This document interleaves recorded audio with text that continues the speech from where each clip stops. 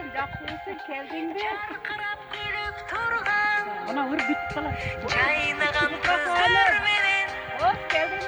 joluksak kanday jakşı jolukkan kanday jakşı jolukkan kanday jakşı Kaçından beri görüşüyoruz ha? sağınday körük menen eng jakşı dilek menen bekim kızı obattu bilek menen Ay Mert'e kalkan geldi. kanday jakşı jolukkan kanday jakşı kanday jakşı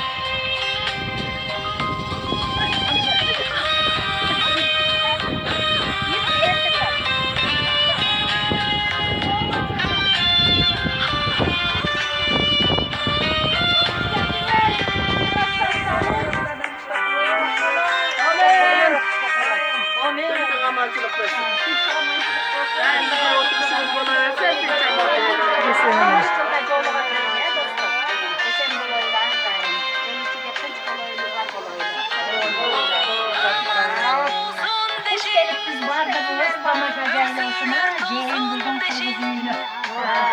bayırlap başımızga Su aldım. Ne olur size. uzun deşik Ay yüzünden beri küserim. Aynen sana Vatandaşı varanda sen alırsın.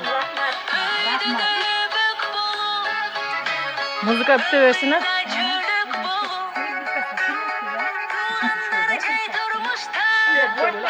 Sen de çağırma. Canımda özüme güvenmeyelim. Kendine evde tutacağım.